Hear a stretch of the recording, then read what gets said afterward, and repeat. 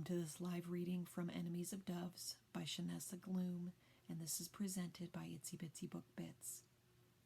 Chapter 1, Carthage, Texas, 1932. Joel woke up to a white world. White walls, white sheets, a white pitcher of water, and a stranger wearing white. White like Mama's favorite flowers. White like the coat Daddy wore to work. White like the doves that... No, don't think about doves. Don't think about doves ever again. The white was better than his last memory. Black. Ravenous black. It had swallowed everything.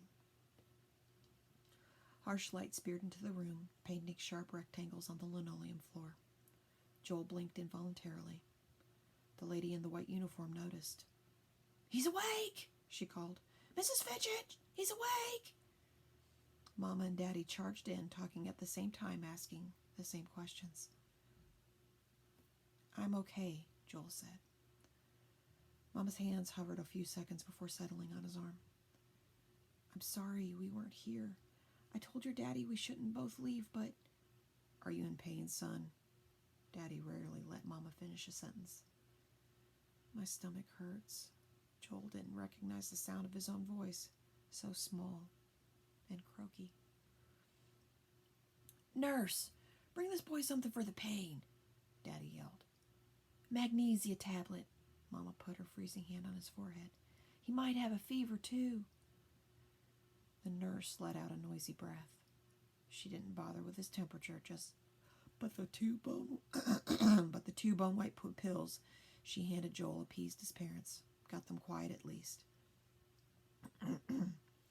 Joel raised his head, sweat-soaked hair sticking to his forehead. Or was it blood? He touched the bandage covering his face and winced.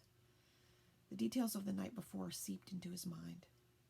He could think of nothing that wasn't contaminated by this memory. The pills tasted like chalk and made his throat burn. "Can I have some water?" Before anyone responded, 2 taps at the door drew their attention away from him, away from that perfect pitcher of water. Mama rubbed her forehead. "Can't we go 10 minutes without a knock on that damn door?" Joel knew Mama must be upset to use a word like that. Nancy Fidget taught Sunday school and had taken soap to Joel's mouth for less. "Oh, for God's sake." Daddy threw up his hands. "He just woke up. Give us a minute with our boy." 2 figures stepped through the door. A cigarette hung immobile in the mouth of the stubby police officer in front. "I understand, Mr. Fidget, but the more time that goes by, the more victims forget. It's vital we speak now." Forget? Joel knew better. He couldn't forget. Not till heaven, anyway. And at 12, heaven was a long wait. The other officer stepped from the shadows. Like Dick Tracy, he wore a black suit and fedora instead of a uniform. He looked at Joel like he already knew the truth or could figure it out in the same effortless way Detective Tracy did in the comics. "Truth is," he reached into the hallway and pulled Clancy into the room. "We can't get any information from this one. We hope your other boy will be more cooperative." Joel's head sank into the pillow. So, Clancy hadn't told. Even now, he only wanted to protect his little brother. Poor kid looked scared out of his skin. "You all right, Joel?" Clancy's voice shook. "Don't you worry about me, Clancy. I'm as right as rain. Good as gold." "Nice as nectarines," Clancy said. They often played this game, but Joel couldn't think of another simile, so he offered a smile instead. It hurt like hell, but he wanted to assure Clancy he was okay. Joel was only a year and a half older, but the gap felt wider.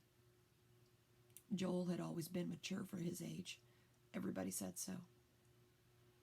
"I have nothing to say, sir," Joel told Dick Tracy. His voice was still high-pitched, but he tried to make it boom like Daddy's. Tom Fidget had a way of making people listen when he talked. And why's that? The tiny officer lit his cigarette.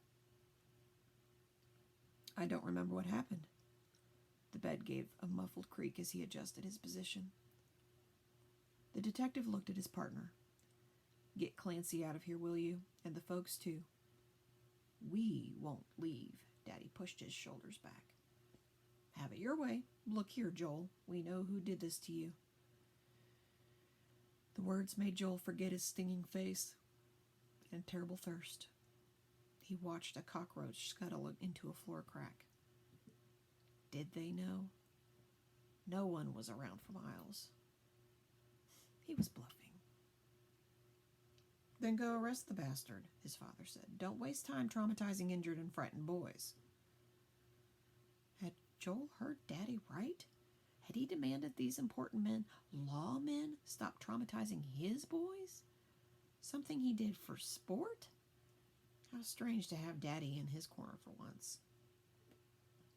You may reconsider your statement when you learn who hurt the boy. Impossible!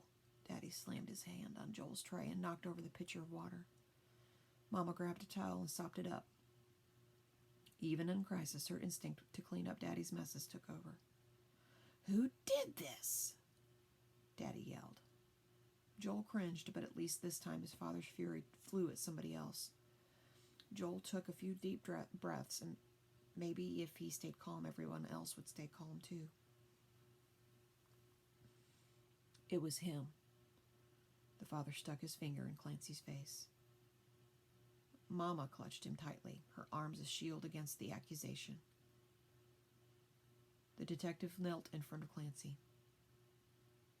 You did this. The only question I have is why.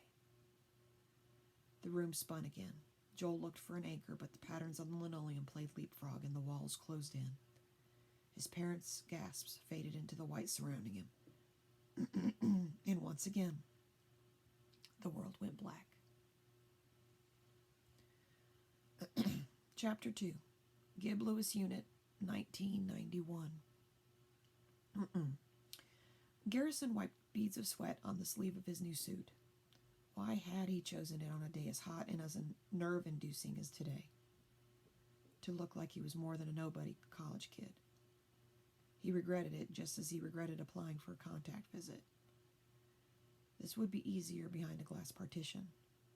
But how could he gain a man's trust without shaking his hand? And he had to gain his trust. There was no other way. Right this way, the guard said. Fidget's waiting. He's nicer than he looks, but he's still the meanest son of a bitch in here. A final gate slammed behind Garrison. A buzzer sounded, and the door to the visitation room slid open. The odors of sweat and metal greeted him first, followed by the cloying fragrance of musk body spritz. The room was packed with tables, the tables packed with visitors. So many voices, so many faces, but it was all white noise and blurred features. Only Joel Fitchett came into focus. Garrison concentrated on Joel's shaved head and massive biceps. Anything to avoid the scar. Hello, Mr. Fitchett. He extended his hand. I'm Garrison Stark. I know who you are. Did you deposit the cash? Yes. $200. All right, sit. Joel's voice sounded different than Garrison imagined it. It wasn't gruff or threatening. Just normal. Too normal for a killer. Garrison followed Joel's lead and sat. So much for shaking hands. Joel looked up at the guard. That will be all for now, Jeeves. I'll be on the wall, Mr. Stark, the guard told Garrison. He patted his gun. Call if you need to, when you need to. Garrison cleared his throat. If you don't mind me asking, why do you need money in here? For the canteen. The what? Joel sighed. Think prison 7-Eleven. Oh, yeah? Garrison imagined prisoners sitting in a cell doing push-ups and carving into walls, never shopping. What do you buy? Pulling out a pack of Camels, Joel motioned for a guard. Well, I sure as hell don't spend it on ramen noodles and stamps. Smoke was a trigger for Garrison's asthma, but he would hold his breath. $200 and a nagging cough weren't too steep a price for this opportunity. Joel relaxed in his chair. So, Gary, is that what brings you here? Curious about the fascinating world of the prison economy? Garrison winced. No one had called him Gary since his mom died last fall. It's Garrison, actually. May I call you Joel? Say what you came for, Garrison. Your letter said you aren't a reporter and your reasons for the visit are personal. I've nearly died from curiosity. A cloud of smoke encircled Garrison. He fanned it away. I'm here about Clancy. Clancy? Joel shot up like the back of his seat caught fire. What do you know about Clancy? Not much. Garrison choked back a cough. That's why I'm here. Why do you care about my brother? Joel took another drag and slept further down in his seat. Garrison scraped his hand through his hair. I think Clancy Fitchett is my grandfather. Joel burst out laughing. I don't understand what's funny. Lighten up, college boy. Your grandma, what's her name? Maiden name was Dorothy Ellison. Joel tapped the table. Don't ring a bell. Sorry you came for nothing, but hey, thanks for the money. Everyone called her Dolly. Garrison raised an old photo of his grandmother. Joel barely glanced up. Dolly Ellison. Dolly Ellison. Still nothing. Garrison lowered the picture. I didn't figure you would remember, but I'm sure Clancy will. Clancy and I, we shared a lot back then. I'd remember if he had a kid. He might not have known. My mom was born in 1942. Clancy joined the war that year. It was one of the few facts about him I found in public records, that and his marriage to a woman named Lorraine in 1946. The mention of her name changed the shape of Joel's face. Garrison couldn't tell if he wanted to smile, cry, scream, or reach across the table and kill him. The scar camouflaged emotion. I don't remember a Dorothy Ellison or no Dolly Ellison either. So if that's why you came, you can scat. Garrison planted his feet. Do you talk to Clancy? You betcha, Gary. We meet weekly for lattes, discuss our illegitimate children and the like. I meant maybe you got a Christmas card, a deposit into your account, anything. I've looked, but I can't find any information on them, not even a phone number. It's difficult being a ghost nowadays, but they've managed it. Sounds like they don't want to be found. I don't care what they want. Clancy owes me an explanation, one my mom never got. Everybody deserves to understand where they came from. Everyone deserves a family. Garrison regretted saying that. It sounded like a line from an after-school special. Worse, it sounded vulnerable, but he was vulnerable. The seed planted that snowy February evening when Grandma Dolly let her secret slip had grown into an obsession. He realized she wasn't herself anymore. Outlandish stories were the norm now, but what if this claim about Clancy were true? You kids today don't understand life. Veins in Joel's neck throbbed. Think it owes you something, think you deserve this and that. Makes me sick. Here's a lesson they don't teach you at that fancy college of yours. Life ain't a fair boss. It don't always hand you the paycheck you earned.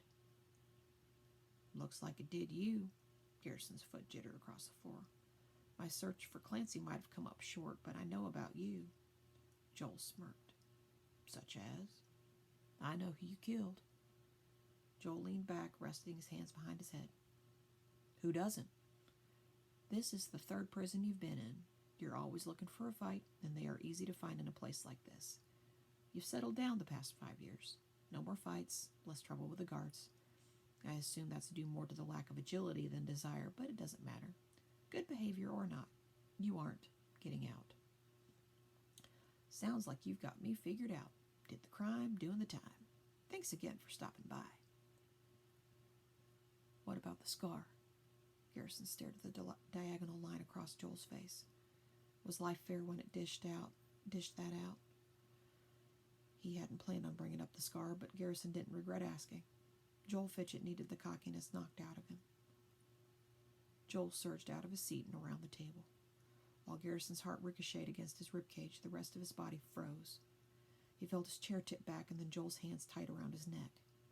Pressure built in Garrison's head, every vein bloated. He kicked his legs, dug his fingernails into Joel's arms, but his grasp was unrelenting. He felt like he was dying, drowning on this cold concrete floor. It took the strength of 2 guards to break Joel's python grip. Garrison backed up, gasping for air. He had been wrong about the lack of agility. For a 71-year-old, Joel surprisingly still had enough strength, speed, and anger. "Hit the road, kid," a guard said as a crowd gathered. "And don't you come back no more," Joel sang, fighting the guards like a fish caught on a line. Garrison turned to leave, but this was not the end. Finding Clancy was his last chance. Joel could sing his warning all he wanted, but Garrison would be back.